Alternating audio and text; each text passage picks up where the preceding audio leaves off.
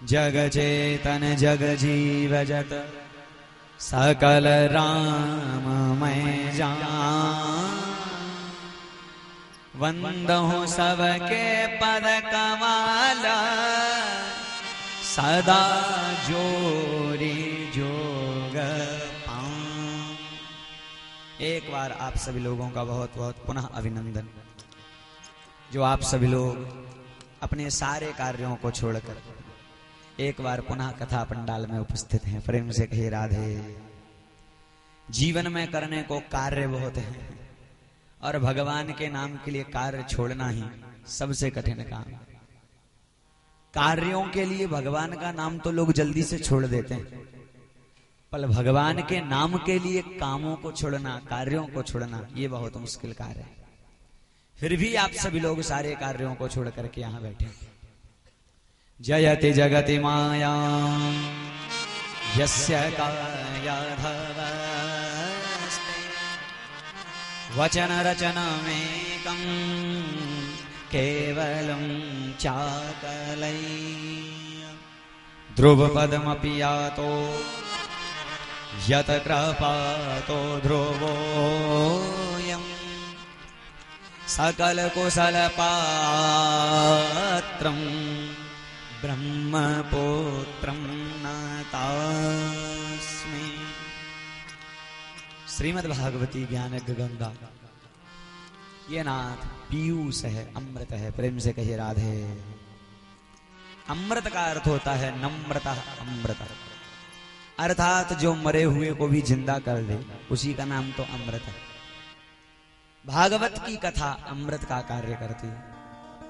जिनके संस्कार सो गए हैं, जिनके संस्कार हैं तो शरीर में, फिर भी मरे हुए पड़े हुए, भागवत की कथा ऐसे मरे हुए संस्कारों को जगाने का कार्य करते।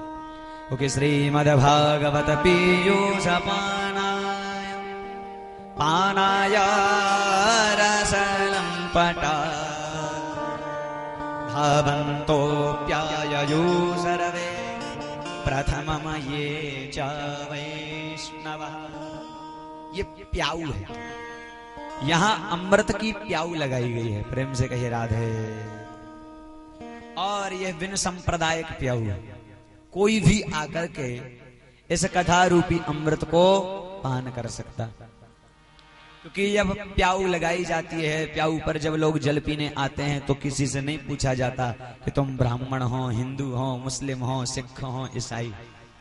प्याऊ का एक धर्म होता है, केवल सबको जल पिलाना, क्योंकि प्याऊ का कार्य है प्यासे को जल पिलाना।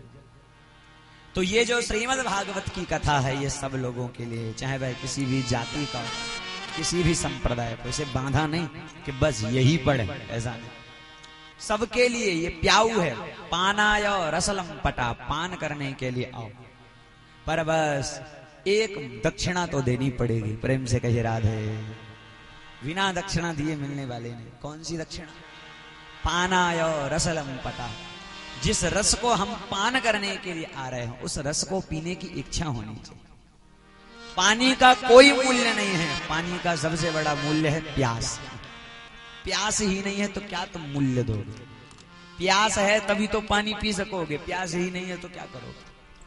उसी तरह कथा श्रवण करने के लिए आए हो तो कथा को पान करने की, कथा के रस को पीने की इच्छा मन में होनी चाहिए। वह चाह, वह तड़प, वह इच्छा भगवान से मिलने की, उस आशा के साथ जब हम यहाँ बैठेंगे, तब ना तो समझो कि कथा की वास्तविक दक्षिणा हम गादी को प्रदान कर रहे हैं।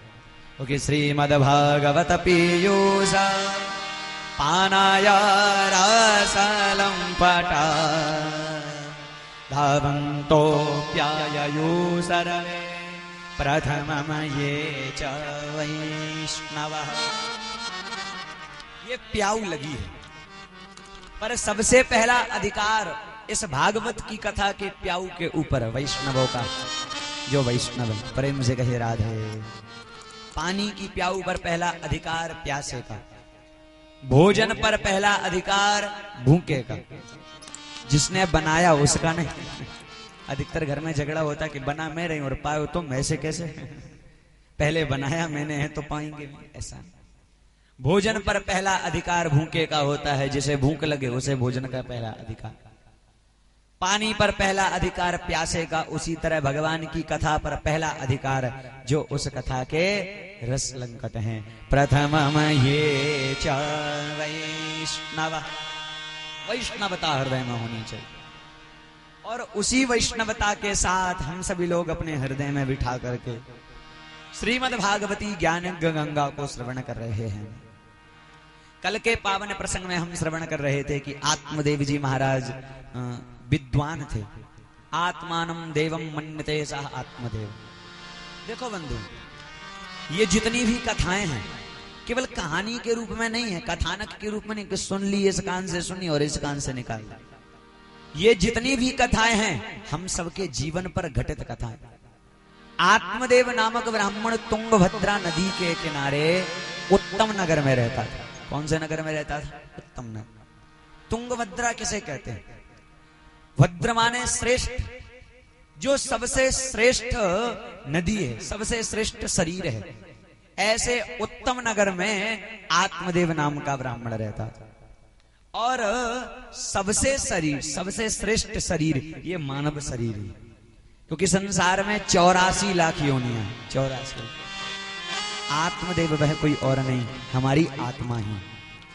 वह तुंगभद्रा नदी के किनारे रहता था, अर्थात ये शरीर जो है यही तुंगभद्रा नामक नदी है और यही उत्तम नगर। अब एक पत्नी थी धुंधली देवी। धुंधली देवी थी, वो कौन? धुंधली और कोई नहीं, ये हमारी बुद्धि ही है जो तर्क और कुतर्क करती रहती बात बात पर। जैसे धुंधली को धुंधला दिखाई देता था ना, ऐसे हमारी बुद्धली भी, बुद्धि भी बात बात पर तर्क वितर्क करती। ऐसा क्यों, वैसा क्यों, बात बात पर तर्क करती। और वह आत्मदेव नामक ब्राह्मण हमारे इस शरीर में रह रहा। वह पुत्र की आशा से वन में गया।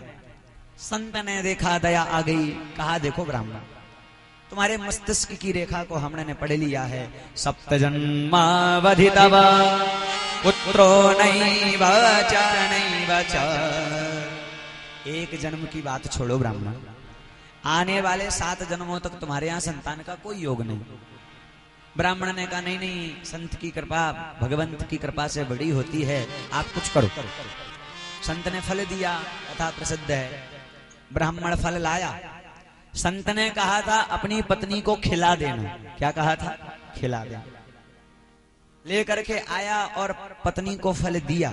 कहा देखो, खिलाया नहीं। पत्नी ने कहा मैं पूजा करके खा लूं। संत ने कहा था खिला देना, खिलाया नहीं, केवल दे दिया। धुंधली ने फल रखा। धुंधली की बहन आई, विचार करने लगी, बहन अब तू ही बता मैं क्या करूं। संत ने फल दिया है, कल तेरे जीजा जी कहीं से फल लेकर के आए थे, कह रहे थे कि इस फल को खा ले, फल खाने से संतान होगी।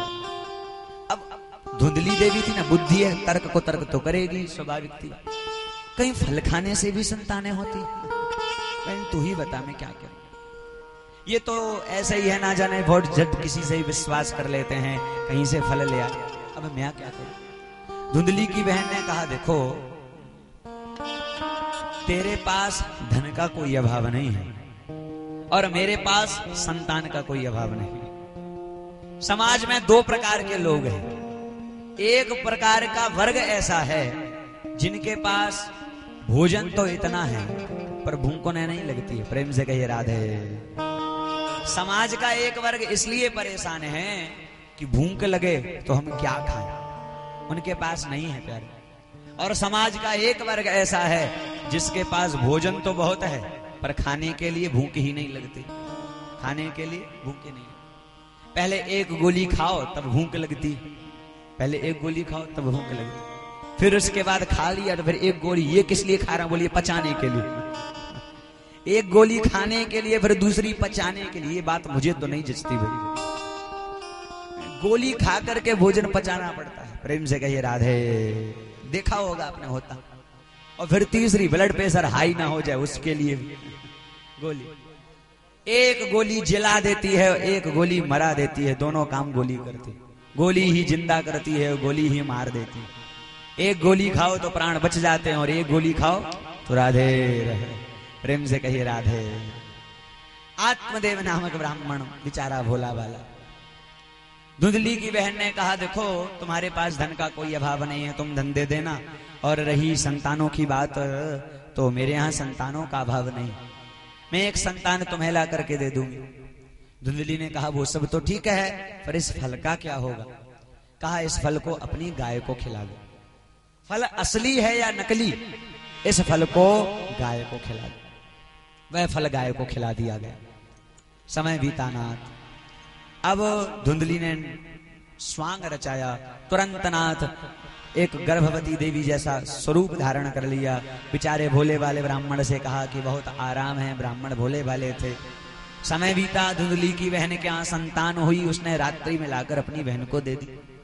उसने ब्राह्मण को कह दिया, महाराज हमारे यहाँ संतान हुई है। बस ब्राह्मण देवता को भोले वाले प्रेम से कहे, राधे हमारी ये आत्मा हर वक्त हमारी बुद्धि के द्वारा छली जाती है। हर वक्त यह किसी और आत्मदेव की कथा नहीं चल रही, हम सब की ही चल रही। हमारी आत्मा कहती है सत्संग में चलो, पर बुद्धि कुतर्क करती है। एवं कुतर्क योगेन तत् फलम नैव वक्षित। कथा कथा कथा, इतनी कथा कितनी बार सुने? वही कथा, वही राम जी, वही कन्हैया, वही विष्णु जी। हर बार राम जी वनवास में ही जाते हैं 14 वर्ष के। क्या थाईलैंड भेज दो? अब पिछली बार भी 14 वर्ष के वनवास पे गए थे, तो इस बार भी भेजना ही पड़ता है। अभी कथा तो वही है, पर कथा का कथानक अलग हो जाता है। लोगों की सोच बड़ी अलग प्रकार की है। प्रेम से कहिए राधे। तो एवं कुतर्क योगेन तत्फलम नैव भक्षितम।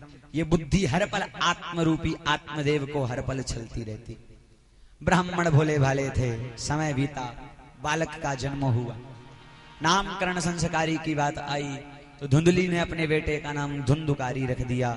और वह जो गाय को फल खिलाया था, उसके शरीर से एक गौकर्ण नामक बालक जन्म लेकर गया। क्योंकि गौकर्ण पंडितो ज्ञानी धुंधुकारी महाखला। गोकर्ण माने क्या?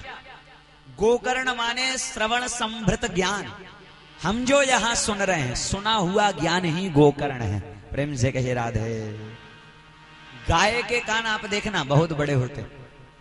गाय की सबसे बड़ी विशेषता यह है कि गाय सुनती ज्यादा है, बोलती कम है। घर में भैंस पालो तो दिन भर हल्ला ही मचाती रहेगी, ये ले। और गाय कभी बात करो आप देखना तो गाय कान लगा करके ध्यान से सुनती। गाय की सबसे बड़ी विशेषता यह है, गाय सुनती ज्यादा है और बोलती कम है, ज्यादा हल्ला नहीं मचाती जब जरूरत हो।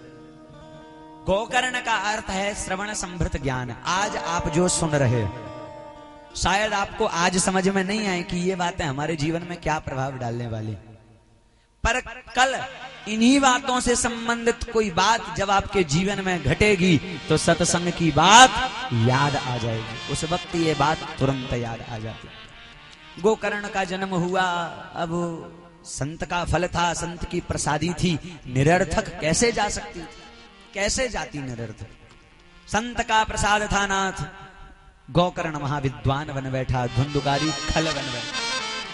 धुंधुकारी खल, संस्कारों का अभाव, खल निकला। खल माने जो खाए और लूटे, उसी का नाम खल। खा माने खाओ, ला माने लूटे, उसका नाम खल।